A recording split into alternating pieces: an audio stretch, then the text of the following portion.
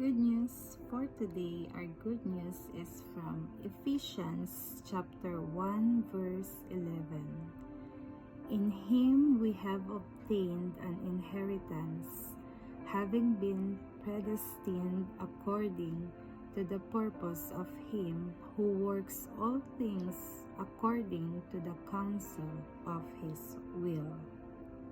Praise be to God. Hallelujah.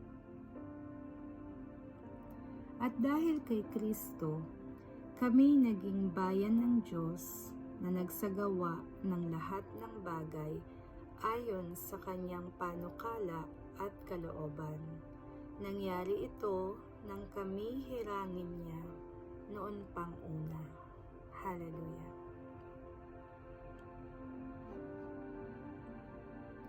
Praise be to God. I hope that you know how much your life matters today, how important you are to God.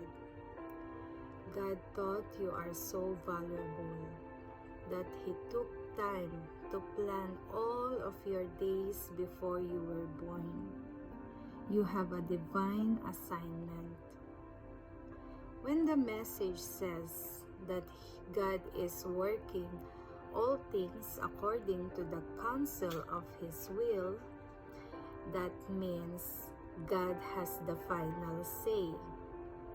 God says His plans for you are for good.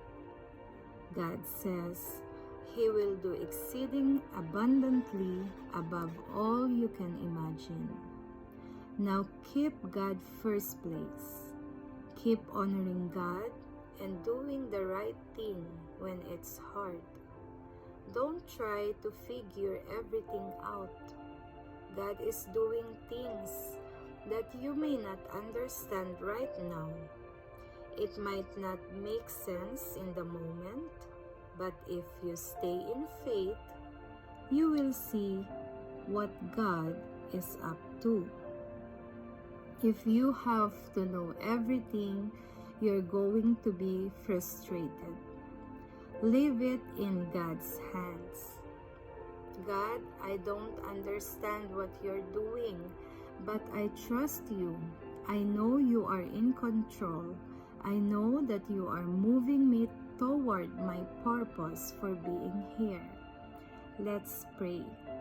Father, thank you for your promise that you will work out your plans for my life according to your will. Thank you that I can stay in peace, knowing that you are working behind the scenes and directing the outcomes. Help me to be patient and know that you are bringing me into my purpose. In Jesus' name, Amen. God bless everyone. Have a blessed Friday. Till next good news.